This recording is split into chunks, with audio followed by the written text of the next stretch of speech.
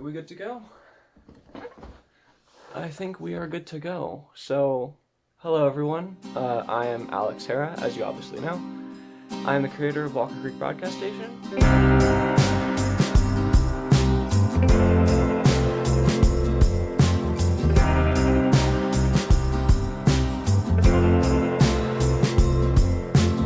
The way this is going to work is I have some pre-recorded questions, or pre-written questions from people from the forum, and so I will read those if the conversation sort of dies down. Otherwise, you can just send in VC chat, or you can just unmute, and I'll answer questions.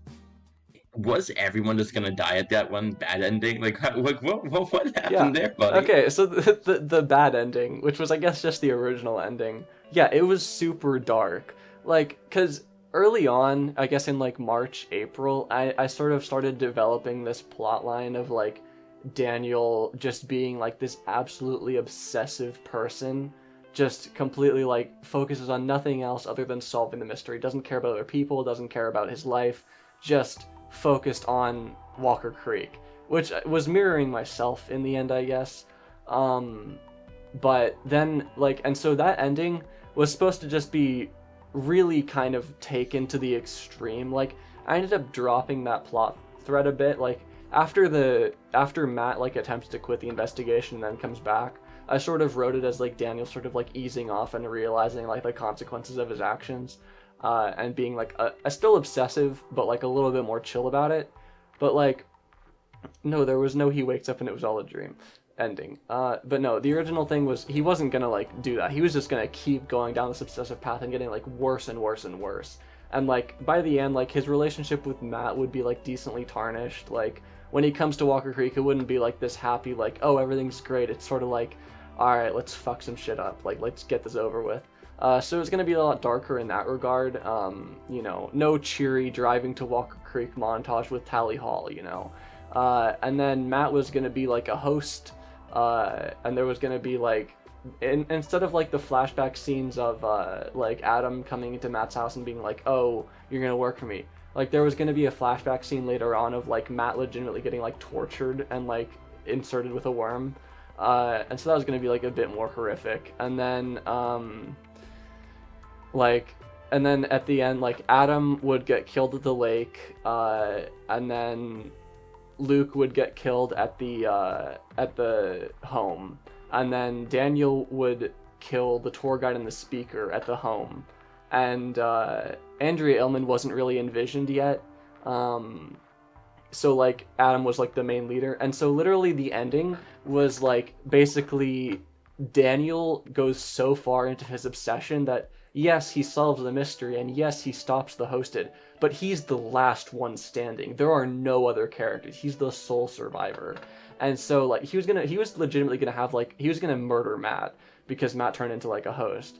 And then he was gonna murder the tour guide and the speaker. And then that was the ending. Like it would just be like the final shot, I think, was like I envisioned it as like Daniel just standing over like Matt, the tour guide, and the speaker are just on the ground dead, and he's just like standing over their bodies. And like that was gonna be like generally the like instead of like the shot of like Matt, Adam, and Daniel like walking away down the path away from the mine, like happy music playing, it was gonna be like a similar like zoom out shot, but it was gonna be Daniel standing over all their bodies, and like that was the ending originally. And yeah, he was gonna murder Matt, but it wasn't actually Matt. It was like Matt had been inserted with a worm, so he was like a lost cause. But yeah, it was gonna be really dark, and it was gonna really like sort of reflect that like obsession is not the way to go, like kind of theme. Luckily, I didn't go with that, and the ending was much happier with only two casualties, which was Luke and the tour guide. So yeah, I mean, I won't say I regret not going with the super dark ending, but I do, like a little bit, I feel like overcompensated and made it a little bit too happy. But yeah, the original ending was definitely too dark, though it would have been incredibly shocking, and so I would have enjoyed seeing the reaction, but I think it was fine. Okay, so the legend that was like towards the very end of the ARG, was there actual like correlation between figures and characters that we knew and the figures and characters within the legend. 100%. It has a very specific meaning, and I'm not going to tell you what it is, but it very specifically hints towards the larger sort of lore and pantheon of the series. And it's if you can interpret it correctly, it has some pretty big ramifications for what the Harvest Star and the Hosted and everything really sort of means. So, I mean, if you can interpret it correctly, it has a lot of significance, but I purposefully wrote it in a way where it's a little bit confusing, but honestly, it's not that hard to decipher. Okay, which character is my favorite to write? I mean, I think there's an obvious answer, and I think everyone knows what the answer is. Yeah, it's... I think it was Oliver Deercot. Of course, Oliver Deercot was the best character. He had so much development, he was so well acted, the best character by far. No, it was Adam, obviously. Because Adam was just, he's just like, he's a larger than life character. Unlike every other character in Walker Creek, except for, like, I guess the tour guide, they're all sort of, like, purposefully normal, like, average people, but then, you know, then you have Adam, who's just this absolute, like, I don't know, he's just chaotic, and he's, like, untrustworthy, so he was a lot of fun to write. Were there any like characters that you thought should have had a bigger role that weren't already like main characters? Like I know you mentioned Trevor and Nick and all that in the documentary, but were there any others that you planned to have something bigger, but that just never came to fruition? Thomas Abernathy, I definitely wanted him to have a larger role. Oh, whoops. No, that wasn't your fault. The whole story was he was supposed to go back to the Hosted and then sort of become, like, the next enforcer, which I did do, like, in the lore, but I wanted him to sort of have a larger aspect, and, like, Nick's case file on Thomas Abernathy originally, there was supposed to be, like, a Carter Company website, and people would be able to use Thomas's credentials to, like, log in and learn a lot about, like, the Hosted outside of Walker Creek, like, in the general Washington state and, like, Oregon and whatever, and, like, learn about the Hosted there, and, like, also about the Carter Company. But I ended up scrapping, like, all of that. Thomas became, like, this little footnote. So, yeah, I wanted him to have a lot of a larger role. And then there were some other, like, lore characters. Like, you know, I would have liked for Anthony Del Mar, who was, like, the hunting and bait store owner, to have a little bit more. Because, like, by the end, I made him, like, I guess the next, like, tour guide in the Message Archive lore. But he wasn't really, like, set up that way, so I think I should have done, like, a bit better with that. Other than that, though, I think a lot of the characters, they all got, like, enough elaboration, especially, like, Dr. Illman originally was, like, not a character, obviously, I talked about that. They were supposed to just be, like, in the lore, and then I ended up, like, realizing, like, this character's, like, really interesting, like, and that was partially because of Chloe being, like, so interested in the character. But it was more so, like, that was, like, a small part of it. It was mostly just, like, I was interested in the character, and I wanted to actually, like, put her in the story. And so I made her Light Drinker, and that was, like, one character that, if I didn't do that, I know I would have regretted it, because she's so interesting, and I would have really regretted not elaborating on her. What like story variations could we have had? Because I do know that you mentioned there were slight variations that we could have gotten by doing certain things. Yes. So, okay, there's 3 off the top of my head that I remember.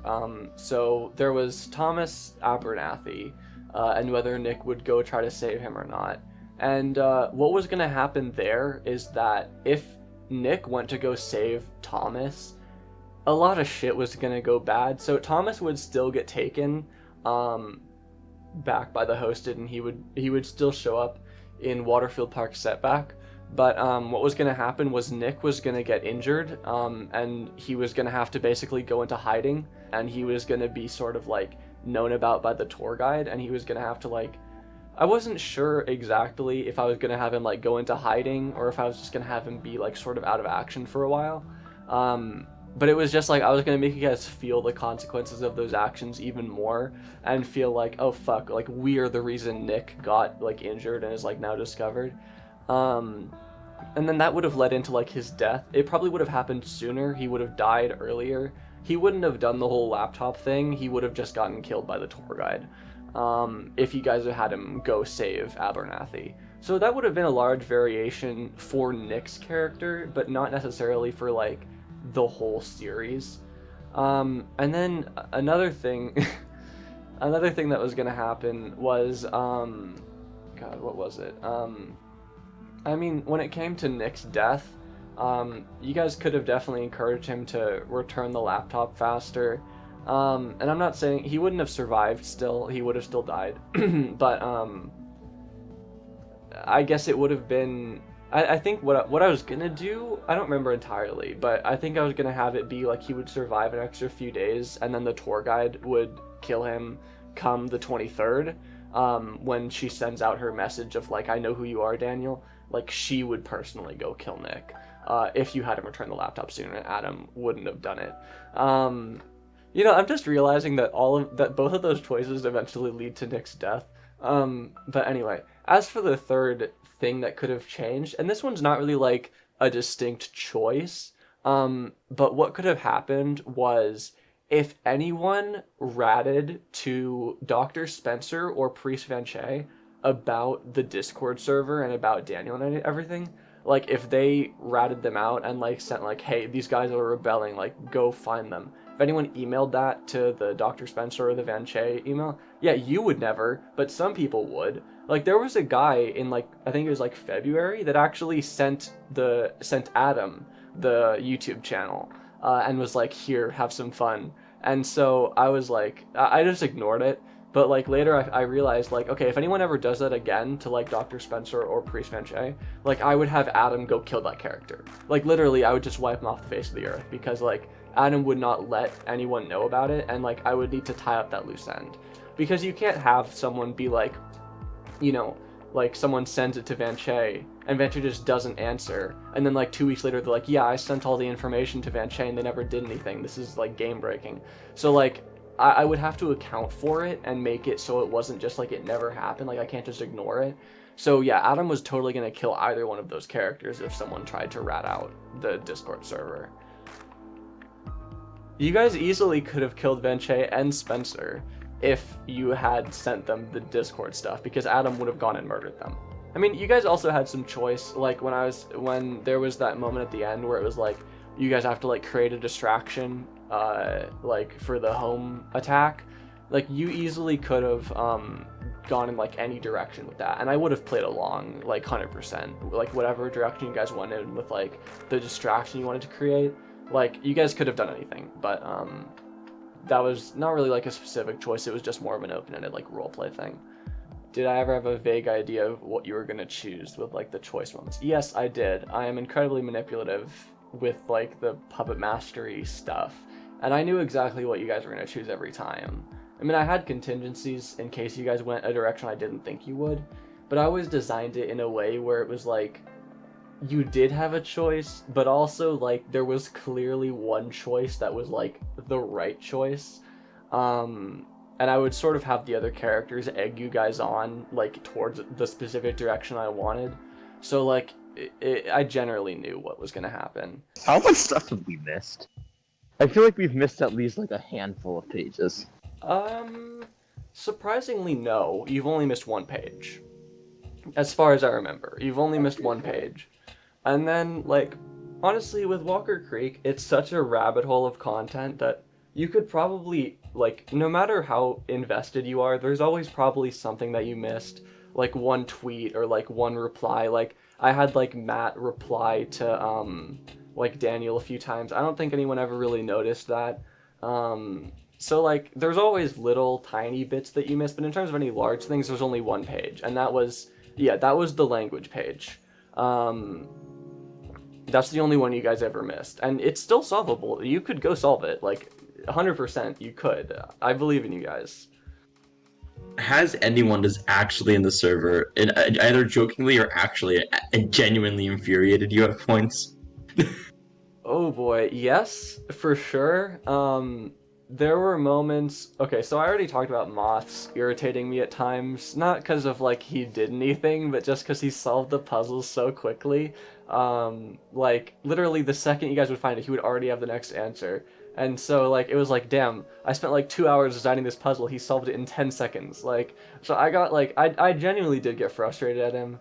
There were a few moments where I think I got frustrated at Mila just for like I think it was just like days I was in like a bad mood or whatever, and they would just like ask the most like inane shit sometimes, and it would get on my nerves. I remember particularly there were like two really bad days, which was like the Harvest Star 6969 day. And then it was like a day, I think it was like around when the message archive came out, and you guys just like kept bothering Adam like over and over again just for like shits and giggles and trying to like get hints or like just have the puzzle solved for you. And both of those days I ended up getting like genuinely like a little bit pissed. Like especially the Harvest Star 6969 day, it was like so funny, but at the same time like it was also just really bad because like it wasn't just Harvest Star 6969, because there were like 10 follow-up emails from people like playing on the joke, and it just sort of got like I was so done with it, and people just kept going, and so I did actually end up getting pretty irritated at that moment. But yeah, I mean generally I didn't really get like, you know, mad or like anything about the community. Generally it was pretty chill, and most of the jokes were like in good faith, and it was fine. I definitely played into a lot of them and knew that like, yeah, we're joking around. So like there weren't that many moments. Did having to answer a bunch of emails get tiring? Well, answering the emails was like, it was fine most of the time, as long as there wasn't like a lot of spam. Usually it was okay. And I always enjoyed emailing with you, Chloe, because we just talked about like baking. But yeah. Have you ever like solved the chain like super quickly? You just didn't expect it. Yeah, the fucking language, the hosted runes, the Eversillian. You guys were not supposed to solve that till February. How did you even come up with the rune language or the second rune language? You just kind of do that? Alright, that is a good question. So the first rune language, I think I said it in the documentary, but I originally made that for my first ARG attempt, which was This Town Has No People. And with that one, it was basically the same thought process as Walker Creek, where I just wanted it to be like this weird alien language that viewers had to decipher. And I didn't really like, it wasn't really used that much in that original ARG. Oh, thanks, Chloe. And then I basically just scrapped that whole ARG. So I just had this language left over, this like, basically it's a substitution alphabet. And I was like, okay, I mean, I guess I have this. With Walker Creek, then I was just sitting there, I was like, oh shit, I still have that. So I was like, okay, I'm just gonna use this for Walker Creek. They're aliens too, they would have their own language, just reuse the content. And like, the way I imagined it was like sort of ancient, like Nordic runes. That was really like the inspiration, I guess. And then with the second one, which wasn't even really a language, it was more of just like I guess just a substitution cipher in a way. And with that one, I wanted it to sort of be like, you know,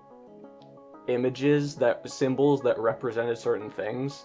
And it was originally supposed to be like a lot more complex, like I was gonna have more images and sort of like different orderings of them that would mean different things. But eventually I was just like, that takes so much time, I just went with a substitution cipher, and I just made it so it was like a little bit complex in the way that like it was one symbol for one letter and then two symbols would represent a different letter, but it wasn't like in order, it was sort of like in a repeating pattern, like I think it was like 9 at a time. So that's where that came from. So there weren't like any deep specific inspirations, but yeah. Best puzzle, that's hard. I really enjoyed, I like the chess puzzle a lot. Well, it's not really the bullshit chess puzzle, right? Like, it's not an actual chessboard, it goes into like, it's a Polybius square cipher, but that looks like a chessboard. And I really liked that one because, one, it was like a little bit, it was like more off the wall it wasn't just like, oh, just slap the text into the cipher with the right keyword, or like even like, oh, put multiple layers of the cipher. Like that's what I did for a lot of the puzzles, was like I would do like Vignere cipher and then multiple, like a second one, and then I would do like a Polybius or something, and then you would have to like go through all the layers, and that was like, it was fine, but in the end, like, I really liked the puzzles that were more sort of creative and that required like a larger thought process. So I really liked the chess one for the, I think it was Adam's puzzle where he came back from the dead. So I really liked that one because it had lore significance too, where it was representing like significant figures in Walker Creek and like their faction, and like there were even like little hints towards the future. Like I had it so that Matt's chess piece was right in front of Adam, and Matt was a pawn right in front of Adam because Adam was secretly blackmailing Matt. You guys had no idea. And then I had like Arcyle as one of the other chess pieces, and no one knew who that was besides just like a rebel that had one message, and that was Emily Sanders. And nobody really like put that together. So I really liked that one on multiple levels, just due to how creative it was, and due to like the lore significance, and due to just the complexity of it, sort of. But it wasn't like so complex that it was like stupid and irritating. As for the worst puzzle, that's, oh boy, the worst puzzle.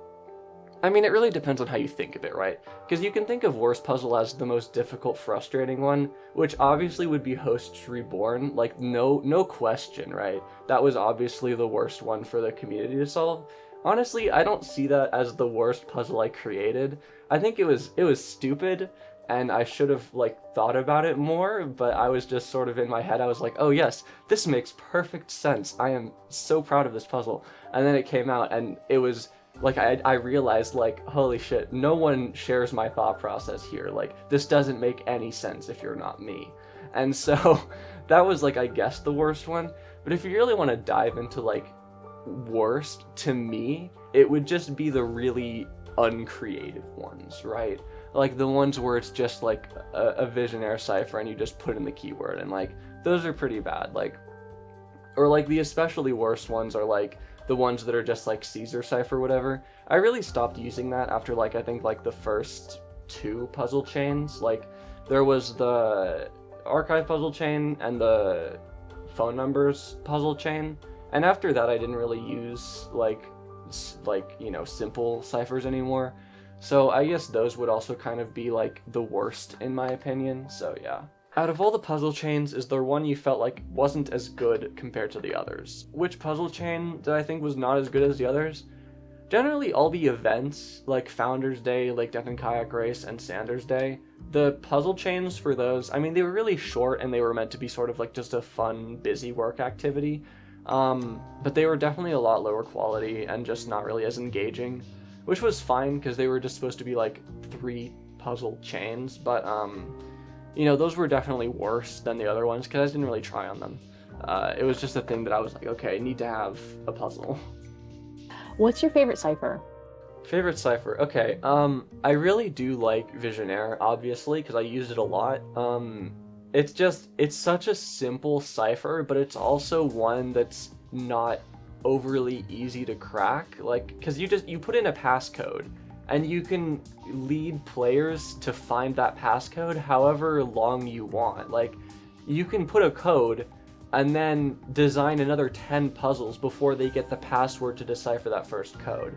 So there's like, and I mean, there's a lot of ciphers that operate generally the same way, but Visionaire is just my favorite because of its, I guess, simplicity. And by the end, like, there was that tool that some people were using to sort of like brute force Visionaire, and I was like, oh fuck, I can't use that cipher anymore. I did like Polybius Square as well, which I used a lot. That was a fun one. Other than that, I mean, I'm not a particularly large like cipher aficionado. I generally like, I find interesting ones as much as I can, but I'm not like, you know, I'm not actually that good at, you know, using ciphers. If I didn't have like online programs, I would be completely lost. So it's just generally what makes the most creative puzzles, and with that it's Visionaire, just because it's complex enough to not be cracked in an instant, but it's simple enough that you can sort of like, it's like open-ended, right? You can sort of design any sequence of puzzles and any type of puzzle with the same cipher. Did I ever scrap any puzzles? If so, why? I scrapped many puzzles. There were at least like a dozen, if not more, that I ended up like starting to design and scrapped. There were some that I fully like completed and then scrapped before posting. There were even like one or two that I scrapped during the solving of it. Like, I think it was like the original archive puzzle, like puzzle number like 6 or 7 or something. You guys were like sort of going through it and you were at like puzzle 4, and I literally just scrapped puzzle 7 and just replaced it with something else. I think it was like the archive puzzle where it was like those 2 images that had like the numbers in them. It was like the observatory and then like the town, and it was like sort of hidden in the background, I think, and they each had like some numbers in them or whatever. That was the one I replaced it with. Originally, you would have to like download the pictures and like look into the, like, I think it was like the metadata of the images and find like the code. And I sort of scrapped that because it was just like, I didn't really like the way that played out, and I thought it would be potentially too complex, because with the original archive puzzles, you guys were like kind of stupid. So I was like, you know, they might not figure this out. So yeah. Can't believe you would say something so completely true yet extremely controversial. Yeah, I know. It was very true, because those puzzles were simpler than any that came after it, and yet it still took you guys just as long or longer than some of the later puzzle chains. Is there any Walker Creek cut content? There is, but not really in the sense that there's anything to really watch. Like, there's a few Nick Osborne case files that I cut, like a good like 10, I think.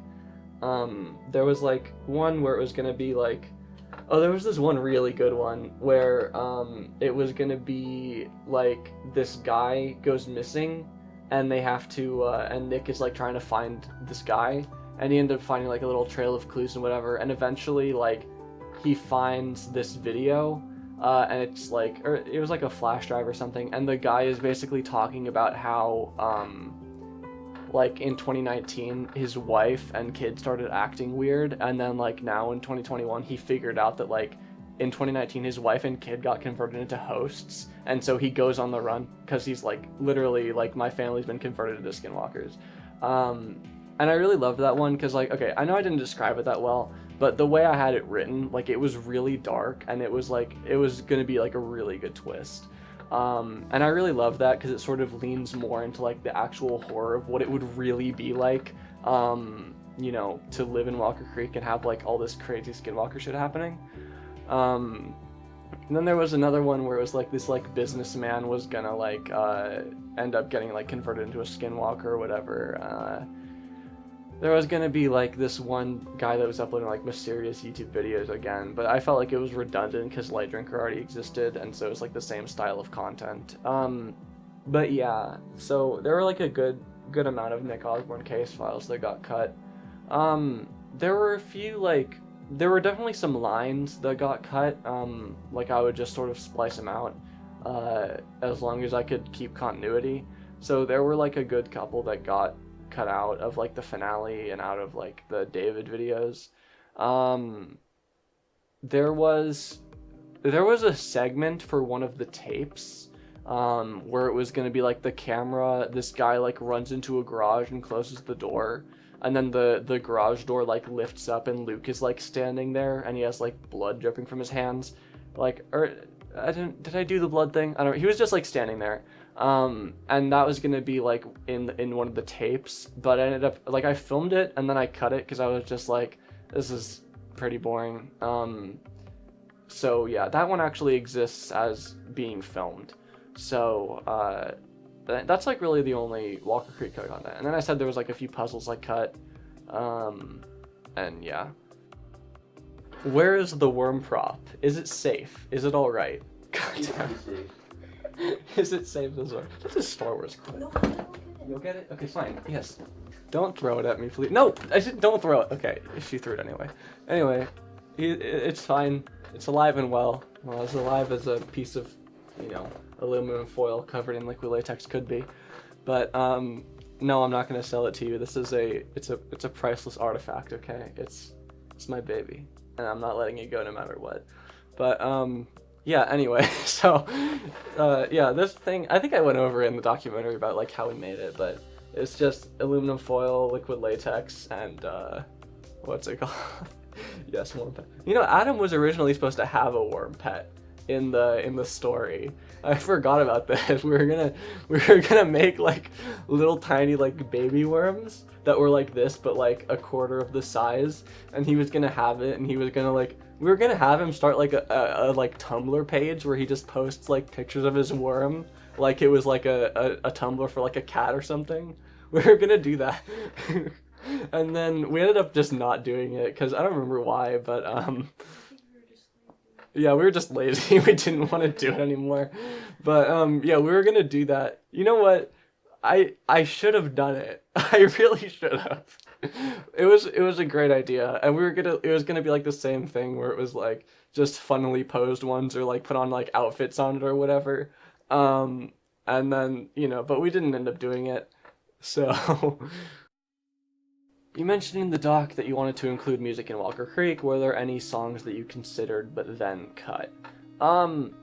Yes. I considered putting in... I really love, well, I like Best Coast. I don't know if anyone's ever heard of them, but they're like a rock band. And I thought about including some of their songs, like, instead of Misery Fell, I was gonna put, like, Let's Go Home by Best Coast. For like a tiny bit, but like that was like maybe 5% of the time I was writing, and then the other like 95% I was like, no, we're going with Misery Fell. And then on the part where they're like walking away from the mine in Ascension, I was gonna have Tobacco Sunburst by The Neighborhood, but I ended up cutting that too, because I was just like, it's sort of unnecessary and it sort of draws attention away from what's happening. Because, like, you're supposed to be focusing on, like, oh, it's the ending, like, oh, they're, like, talking as it, like, fades away. But then, like, this song by, like, an actual artist comes in, and you're like, oh, fuck, it's The Neighborhood. You're, like, instantly distracted from, like, what's actually happening. So, I ended up cutting that one, too. And I think that was it for, oh, well, originally, there was going to be, like, the moment where they had, like, the whole, like, chase sequence through the home and everything, that was going to be set to music, and I was going to use a Lemon Demon song. I was trying to figure out, like, I kind of wanted to use, like, Touch Tone Telephone, which, like, on the surface, it doesn't really seem like a song that would fit, like, an action scene, but because it was more of, like, a chase scene, and it was going to have, like, a lot of cuts, I thought it might work. But I ended up cutting that whole, like, sequence anyway, so that wasn't even, like, in consideration anymore. What were some of the hardest scenes that you guys had to shoot? There were always time constraints, 24/7, because everyone except me has a job, so basically everyone except me has time constraints. I'm always just like, I'm literally free 7 days of the week, all day, every day, just, I want to film. And everyone's like, oh, yeah, schedules, whatever. So that was just, like, always time constraints. The hardest scenes, definitely the lake scenes, that was really difficult just because, I mean, there was a whole segment in the documentary about how difficult that was. The mine scene was really difficult. That was a pain in the ass because, really, it was just, like, we had to hike all the way up there. Well, it was hour drive, hour hike, film, and then hike an hour down, drive an hour back. So that was a real pain in the ass to schedule and film. And then in terms of like finale stuff, the rest of it was decently easy. I mean, the Waterfield Park scene with Adam was kind of a pain because there were like a lot of flies. Like, I don't know why, it was just that one day. Like the other 2 days we came back, there were like no insects, but that first day where we were doing like the wide shot, there were like so many flies. And like Elijah has like this, he just has this thing where he cannot handle like insects near him, so he was like swatting at them like just during takes constantly. And I think I mostly like cut around it, but there's like 1 or 2 moments where you can see him like swat at a fly or something, so we had to do like a lot of reshooting in that scene because he kept like swatting at flies. We had to like carefully do a take where he wouldn't swat at any. Matt Vlog 6, Denton Entrance, the part with Luke, like the fight scene and like the whole bit of him walking into the mine or whatever, or walking into like the sewer and seeing Luke for the first time, that was a pain. We had to do like 3 separate days because scheduling just kept getting like sort of fucked up. Like we went there the first time and started filming it, and then we ran out of time, and then we went back the second time and we had to reshoot it because it was a different time of day, and then we almost finished but we didn't have the fight scene done, so we had to come back a third day and do the fight scene. So like, and it didn't even end up looking that good. It was just kind of, a lot of it just didn't end up looking as good as I envisioned it. But yeah, I guess those are a summary of some of the hardest days. Obviously the ones with Emmanuel as David Trenson at night, like out in the parks, there were like 4 shoot days of those. Absolute pain in the ass. I don't like filming at night. It's a pain. How many things were improvised besides us manifesting Adam into existence and Light Drinker? What was something you made up on the spot, thinking it would be a minor detail, but ended up becoming a really big and integral part of the story? Oh, okay, so Julie's, the bakery, that was just a throwaway joke. I originally just wrote that as like, oh, there's a bakery, haha, skinwalkers like baked goods. And then that just sort of spiraled endlessly into Adam liking the bakery and then starting to bake, and then like just it ended up being in the finale, like Daniel brings Adam a muffin, and now there's like secret video. But yeah, so that was something that really spiraled. Nick's files were also, like, all the cases were pretty much improvised. Like the Isabel Marvin one, I had no idea what was gonna happen. Like, I had the pictures, but that was kind of it. And then I just sort of role played from there. The Oliver Deercot one, I also just made up on the spot. The Emily Sanders one, completely just made it up as I went. I didn't really generally like plan out the Nick case files too hard. As for like, if we're talking like improv on set, there were a lot of improvised like jokes and moments, especially between like Elijah and Connor. They improvised a lot, like just with jokes or like just saying certain things, and that ended up giving it a bit more realism. And so they had their own jokes, and there was one that really pissed me off, which was fucking in Ascension, when Daniel's trying to get Luke's attention, and Daniel says like, "Come on, Luke, you're blind, not deaf." That was, I don't know if you guys found it funny, but I found that fucking hilarious, and I was so mad that I didn't write it. And Elijah was the one that came up with that line. And I was really annoyed because I thought it was a great moment. Do you regret being so improvisational? Yeah, I guess. I think the thing with improv is like, it led to a lot of storytelling avenues that I didn't get to go down originally. Like, if I hadn't improvised, then, you know, Andrea Illman never would have been part of the story. Like, if I didn't improvise, that letter that mentioned all the users, or like the joke about like Matt stealing Mila's job of like decoding runes, that wouldn't have happened. Like, the original dark ending would have still happened. So I'm glad I didn't like do it all in advance, but at the same time, like, next time I'm definitely going to, because it was so stressful and difficult. So, you know, it's a great strategy, but it really only works when you have nothing to do and are willing to take on that much stress, which I'm not willing to do again. And especially now that, like, you know, quarantine from COVID-19 is like basically over, like everything's sort of opened up, like we're not locked inside our houses, then like I have no reason to, you know, I have no excuse to stay inside and just work on this shit the whole time. But yeah, anyway. Oh yeah, Adam never would have existed if I planned it all in advance, so like, I'm glad I didn't, but next time I definitely will. It's also like, the thing with Walker Creek is I didn't really have a concrete idea of what it was even going to be, so it was fine that I improv'd it. With this next ARG, I know what it is, and I know what I want it to be, like fully, the whole thing, so I don't need to improv it, so yeah.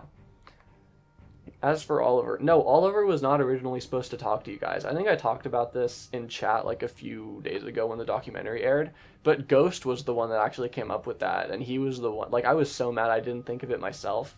I wouldn't have done it if he hadn't mentioned it. Like, I guarantee I would have never even thought of it. So, yeah. Was that always the idea with the worms, that they would just kind of into your neck? Yeah, pretty much from the start. I mean, I talked about it how like I didn't really know what hosting meant until I started working on like police broadcasts. But like yeah, it was always the plan that it would be like these worm things that would go into their necks. And that was inspired by like Stargate SG-1 with the Goa'uld and then Attack on Titan, obviously. So those were like the two inspirations for like the worm in the neck thing. But yeah. No, like Revenge of the Body Snatchers kind of thing? I mean, that was also like that was part of it, but like that's more inspiration for like the shapeshifter aspect. I'm talking more specifically about like the worms directly, because I don't think did Invasion of the Body Snatchers have worms? I don't think that's how that worked. How did you deal with gamejackers? Were there other people who gamejacked, and if so, like how did you like deal with them? Well, very luckily, there weren't that many moments of game jacking. So there was like two explicit moments near the start. There was like this one, like I think his name was like Pyramid or something, and then there was like that guy in the YouTube comments. And the guy in the YouTube comments, I genuinely don't know if he was game jacking or if he was just role playing. Because like it seemed like he was sort of playing along with the tapes. And acting like he was a resident, but like as if he was commenting during the 1980s. So I think that guy was just role playing, not actually game jacking. And then there was like early on in like November or December, there was someone who made, I think some of you guys will remember this, there was someone who made their own like analog horror video, and they like set it in Walker Creek. And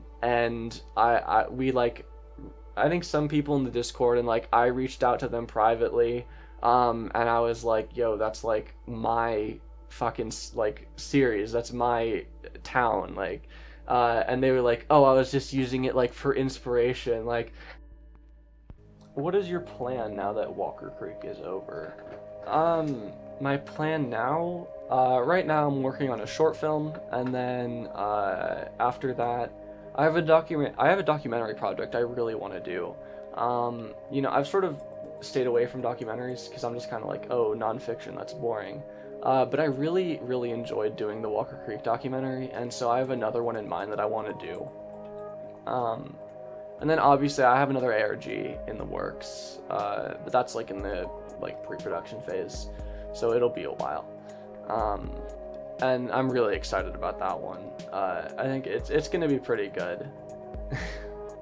Yeah, it's slowly coming along, and it's gonna be structured similar to Walker Creek, where there'll be like sort of like these creepy segments that are more like elaboration on the general world, and then there'll be like specific vlog like film segments that are like the direct story.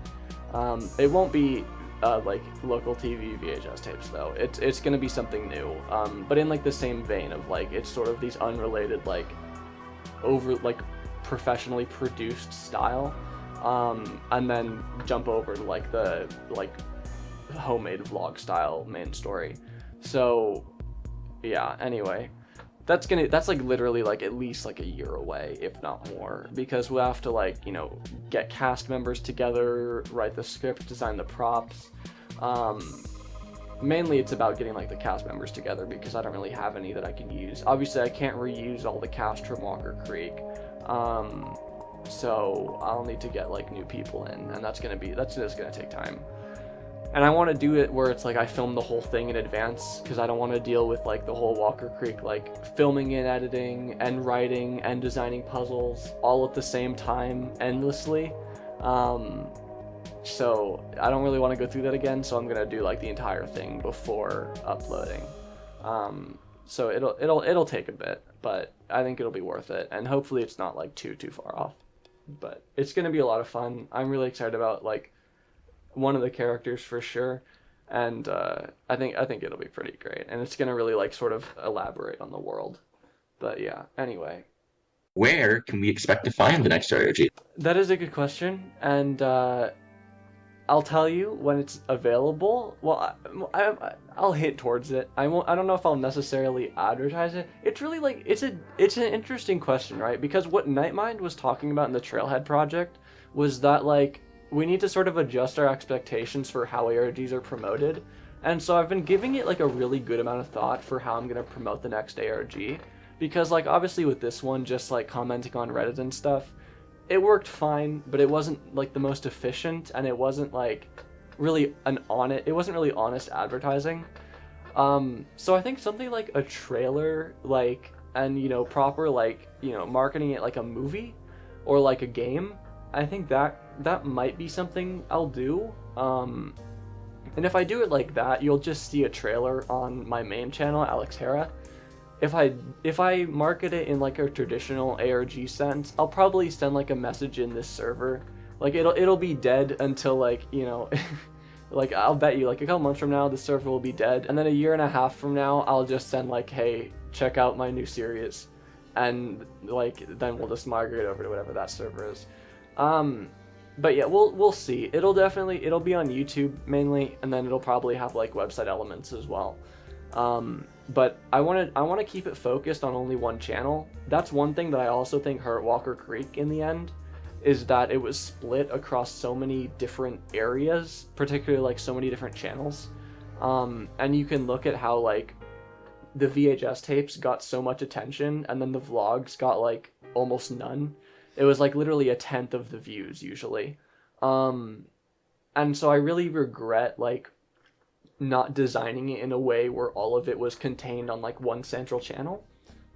So that definitely, it was more immersive that way, but it wasn't really as efficient, and it didn't really work that well in terms of getting attention. And so a lot of people ended up being kind of confused at the end. And like if you look at like, there was this guy, Mindless Gonzo, that did like a react video to all of Walker Creek, and they eventually realized like, oh shit, we're missing out on like, you know, 3/4 of the content. But they were still just only watching like the Walker Creek broadcast station episodes, and you can see like everyone still did basically that in the general audience as well. So I'll keep it more contained. Yeah, most people did think Walker Creek was analog horror, which is why it always got written off as it was just another analog horror series, which was really disappointing. But you know, I should have had it marketed a bit better, and I really tried with like the playlist and the end screens and whatever. I talked about this in the documentary, but like I should have had it more centralized onto like one specific channel, so people could really realize like, no, this is not just analog horror. You know, bringing analog horror in a, like, you know, I guess I don't want to sound like egotistical, but I guess like saying like bringing it in a bold new direction, like, because analog horror is very, very stagnant. Like as a genre, especially right now, and I wish there was more sort of expansion and attempts at like change, which is really like, you can see that's sort of in the DNA of Walker Creek. Like everything I did was an attempt at change. There were dialogue sequences within the standard tapes, and then there were tapes that were just purely dialogue. There were like, you know, the final one, Chair for Humans, was like literally a full conversation, like, you know, a proper film scene, and then obviously it jumps into like the vlogs that are attached in the finale episodes and whatever. So I really wanted to try to sort of bring the genre out of what it was, but everyone just sort of wrote it off as, oh, just another series, and didn't really pay attention to it. And those that didn't really like it, and I get why, but I also don't. But yeah, I guess it just didn't really connect. And that's fine, but you know, I really do want to keep bringing, like, I wanted to try to bring the genre out of what it was, and I guess I failed in the end. Like, I did succeed in making good series that brought it out of the genre, but I failed in having an impact, and so that kind of sucks. But you know, hopefully next time around I'll be able to do it a bit more easily. And, you know, the next ARG will probably be designed in a bit more of a mainstream way, where it's a lot easier to follow and less convoluted, and just generally, like, more appealing to the general public, rather than, like, this insane sort of immersive experience of, like, nobody knows what the fuck's going on unless you dedicate, like, dozens of hours to it. So, yeah. Yeah, the immersion was wild, and that was my main intention. Walker Creek, as a project, was envisioned as, this is a world that's alive. I'm building a living, breathing world here. You were supposed to forget it was not a real place. And that's what I succeeded in doing, but that's not appealing to most people. that's appealing to obviously like 10 or 15 of you, which is the investigators. So, you know, it ended up sort of, you know, I'm not doing this for attention necessarily, right? Like, I'm not out here like, oh, I want fame and like I want to be famous in the community, but I want to have an impact in the community, right? Like, I want to be able to, you know, actually make the community better and, you know, have an impact on ARGs. And so with Walker Creek, it was great and it got attention, but it didn't have an impact. And that's what I really want to be doing, is I want to actually be able to, you know, have an impact in this community. And that's sort of where I'm heading. You know, I have a documentary project next year. I did the making of an ARG Walker Creek documentary already. You know, I'm doing this Q&A where I'm sort of talking about ARGs. I'm in the Vehement server. I'm in an ARG creator server. I'm like, you know, we'll see. But I'm really rambling here. Sorry. So next question. Thoughts on the current state of the ARG community? Oh boy. Well, I don't want to lecture about that for like a million years. I mean, okay, I can go over some brief thoughts. I mean, generally, I think the ARG community has a long way to go. It's in a real slump right now, in my opinion, and it's just it had a golden age like early 2010s with like Marble Hornets, Everman Hybrid, and then, you know, after that it really sort of went on a decline, and we're still on that decline a lot. And I think we'll stay on that decline just due to like all the Twitter ARGs and stuff like that. Like Twitter ARGs and all like the stupid like filmed with iPhones running around the town like shaky cam. They're chasing me, help me, like binary code. Like there's just too many of them. And I think, yeah, and like a lot of the social media ones or whatever, like they're just low effort, and like, you know, it's really disheartening to like look at the r/ARG subreddit and just see like, how do I make an ARG? Hey guys, do you have any ideas for an ARG I can make? Hey, I want to make an ARG, but I don't have any story ideas. Does someone want to make the story for me? Like, it's just, oh boy. Oh, I don't know. The ARG subreddit is just really disheartening, and you can just look at it, and that's the state of the community. It's just people who don't know what they're doing and don't have any passion for the genre, forcing their way into it anyway. And it's really having a negative effect, and you can tell just like by the online communities outside of like r/ARG, how like every time they talk about ARGs, it's just derogatory. Is that the right word? Derogatory? I don't know. But they just talk about ARGs in a negative way because ARGs are pretty shit right now, like for the most part, which is really disappointing. But hopefully we get back on track at some point. And I think the biggest thing that has to happen is that there needs to be really a shift in the ARG community from like, you know, it's sort of like at the point where anyone feels like they can make an ARG and that like it would count as a legitimate ARG. It needs to go the way of filmmaking, right? Where like, you know, you don't have like 80,000 people on YouTube being like, I made a movie, watch it, it's amazing. Like, and it's just like shaky cam iPhone footage, right? Like, you know, filmmaking is more of a limited subject. You have the impression that you need to have some sort of knowledge in order to make a movie. I think that's what has to happen with ARGs. It has to have a bit more prestige than it does, where people are like, this is a real genre, and it's something that you actually have to be educated about to make. And right now it's not. Everyone just thinks they can make an ARG with no knowledge, and just think the definition of an ARG is just so wide that they just think anything can count, anything can be good. And so it needs to, something or someone needs to really kind of wake up like the community and like the internet space as a whole and sort of make it more than what it is. And I don't know how that's going to happen. I think getting the word out about what ARGs are, what they're supposed to be, and being able to present them as like a real filmmaking genre would probably go a long way in that. And that's sort of what I tried to do with Walker Creek a little bit, and what I'm trying to do with like the documentary and whatever.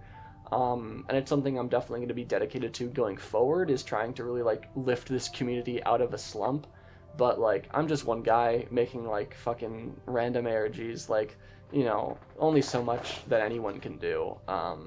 So it'll really take like a big shift. Why did nobody ever cover this series? why did nobody ever cover the series? The reason they didn't cover the series, I mean, it's either because they didn't hear about it, or, I mean, honestly, I can't say for sure, obviously, because I don't know what their mindset is. But I think the real reason that they never covered it was because Walker Creek is just too big. Like, most of the ARGs that these YouTubers cover, like, they're a lot smaller. They're just, like, a YouTube channel and maybe, like, some social media, right? Like, most of the time. Maybe there's, like, a website or two thrown in there. But with Walker Creek, it's, like, 100 YouTube videos, which is already a lot, just YouTube videos alone. And then you have the social media, you have Words from Adam, you have, like, 7 websites, some with hundreds of pages each.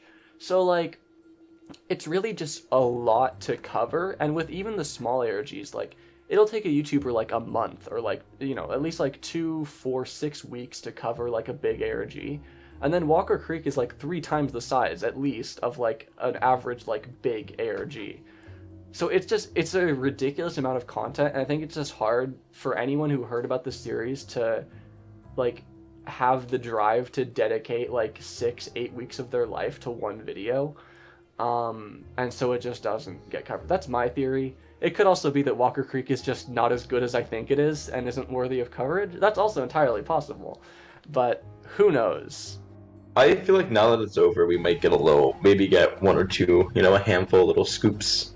I hope so. I really do. Because there were, like, 2 videos made by, like, super tiny, like, less than 100 subscriber channels, and then, then Nightmind I submitted, like, a trailhead report to him, and he really liked my trailhead report, and he made, like, 2 videos on the trailhead project, and Walker Creek was, like, the focus of, like, one of the parts, like, the sole focus of, like, one of the parts. But it was a more, like, obscure video for Nightmind to cover, so it didn't really bring any attention in, and it wasn't, like, about the series. Like, he didn't even, like, do a plot summary or anything, so, like, nobody really sought out the series because of the trailhead video. And then Wendigoon said he was going to make a video, never did. He said he's still working on it, it's still, like, on his list, but, like, we'll see if that materializes. Maybe we'll see something from Wendigoon. Other than that, like, I don't really expect much. Inside of Mind has repeatedly shown that he just does not give a fuck about Walker Creek. And, like, that's, like, the 3 main YouTubers. Oh, and Nexpo. He commented on one of the Walker Creek videos, but he also, like, hasn't really talked about it any further. So, at this point, I'm not really expecting any coverage. I would love to see some, but I'm expecting absolutely nothing. Did you base Walker Creek off, like, a specific place? Because I know that there is, like, actually, like, a Walker Creek, like, in Washington, but, like, it's like near the airport. So, like, I don't did you base it on that, or, like... Walker Creek, the actual Walker Creek is, like, as far as I know, it's literally just an actual creek. Like, I don't think there's a town there. And then there's Walker Creeks in some other states, like Nevada has one, like Arizona, or a couple others. But no, I didn't base it off of, like, a specific area in terms of, like, the Walker Creek name. Literally, I just came up with that because I was like, it's a town with skinwalkers. And so, it was not very creative. And then I was like, oh shit, there's actually, like, a real Walker Creek in Washington, but it's not an actual town. What Walker Creek is really based off of is based off of this small town in Washington that I lived in as a child. And I moved away to where I currently am, which is not in Washington. In, like, when I was, like, 11 or 9, something like that. I was always worried about, like, people being able to tell it wasn't actually Washington, because, like, we were literally filming videos, like, set in, like, October, and it was, like, bright and sunny and warm, and, like, everything was dry, and it's like, Washington is not necessarily like that in October. And, like, even if you go back to, like, videos that were, like, Matt's early videos in, like, April or whatever, still, like, 0 rain. And it's definitely still raining in Washington in April, usually. So, the weather... This year it was not, so... Well, okay, I guess I chose a good year. But, I was always worried that, like, the weather was not at all accurate to Washington. Like, there's always blue skies, which Washington is usually like, not usually, but a lot of the time like gray and overcast. So it's just sort of like, I thought it would be like a suspension of disbelief thing, but people actually believed it was Washington, so that was funny to me, honestly. I still have the worm. Yes, I haven't let go of it. But what is your main inspiration for Walker Creek? That's a good question. In terms of like films and stuff, I wasn't really inspired by all that much. I mean, obviously The Thing is a great movie and sort of fits the same vibes as Walker Creek in a bit. Annihilation also has like a cosmic horror-y kind of vibe. But overall, the things that inspired me the most were like TV shows, which was like Doctor Who and The X-Files. And especially like The X-Files directly for Walker Creek. That one really like inspired me a lot. So, yeah, those are like the main inspirations. How do you feel about how Walker Creek turned out in the end? I think it turned out well. I don't know. Looking back on it, there's a lot of things that I dislike. A lot of shots or like lines or whatever that I'm just sort of like, eh. And Walker Creek really sort of just turned into like a B movie by the end.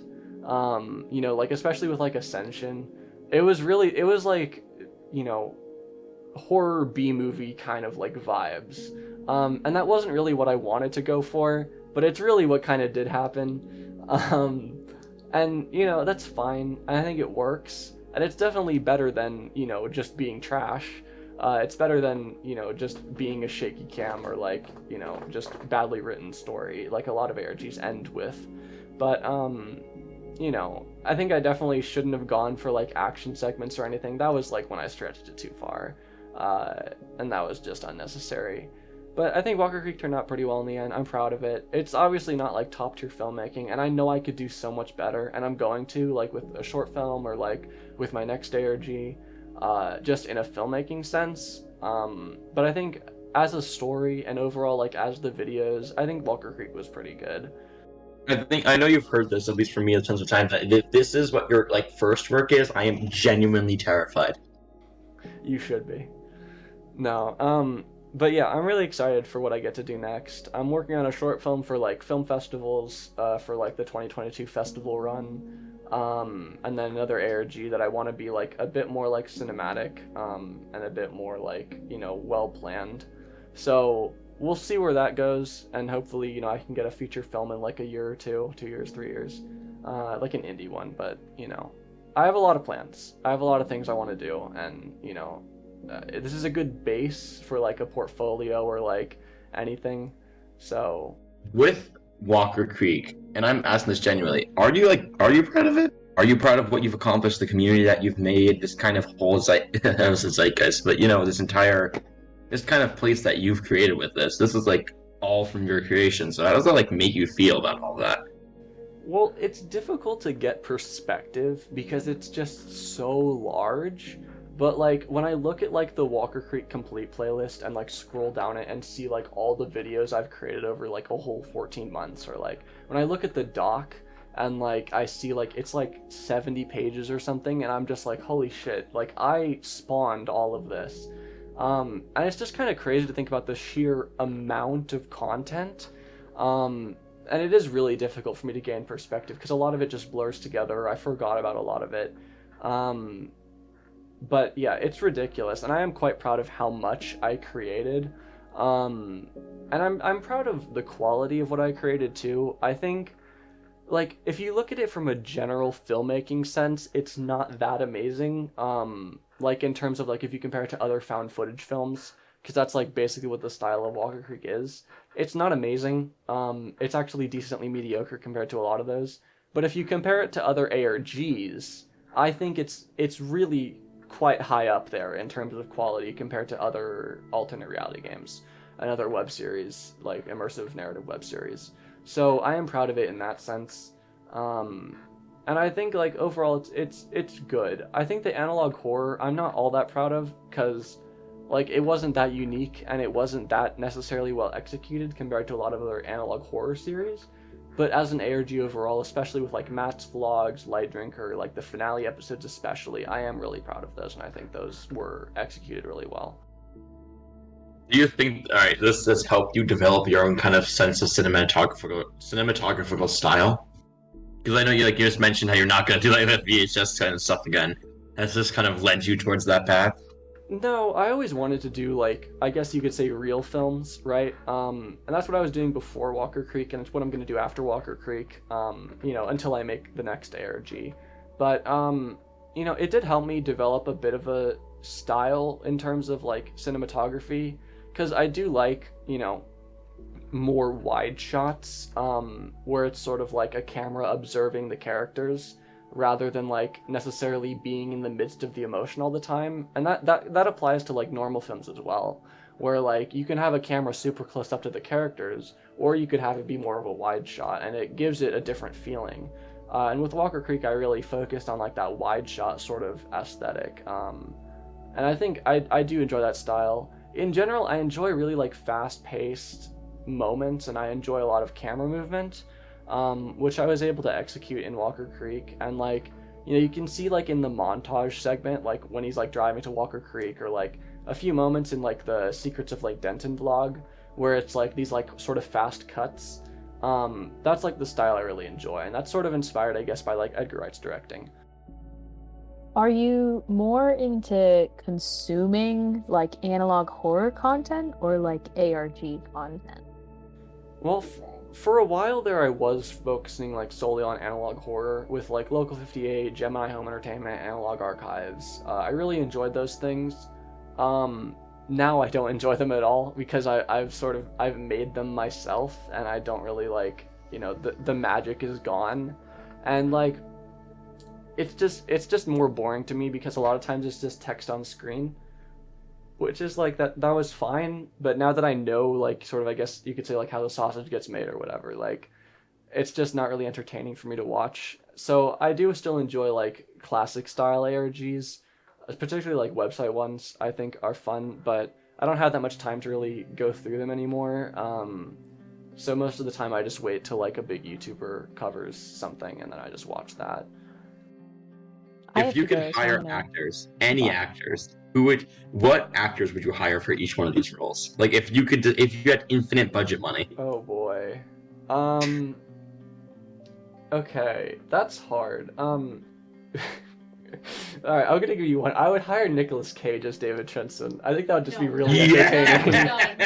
That would just be... We're done. And then especially after he turned into the speaker, I feel like Nicolas Cage would kill it. Hair routine? Oh my god. Oh, hair routine. Oh boy. Yeah, that's a very important question. You guys are gonna be really, really disappointed with this answer, which is that I don't have a hair routine. I literally just... What? I take whatever shampoo ends up in my house, as long as it's like... I avoid any 3-in-1s, I avoid ones with like sulfates, because I think that's bad. And it's just whatever fucking shampoo that I find that isn't one of those two things. And then I just use that, and then I just use whatever conditioner that I happen to have in my house. And that's it. Then I just dry my hair, I brush it out, and I just call it a day. And if I really want to get fancy, I'll use this. I'm not sponsored, but this is American Crew grooming cream, and you can rub this into your hair, and it will like my hair right now, you can see it's like kind of frizzy. If I don't want it to be frizzy, I put this in, and it makes it a little bit neater. And yeah, so that's what I use. So really, there is no hair routine. It's just I am naturally beautiful. Wow, that is a very modest comment with no sense of pride whatsoever. No, of course not. Alright, okay. We're gonna sign off here. Thank you everyone for supporting the series.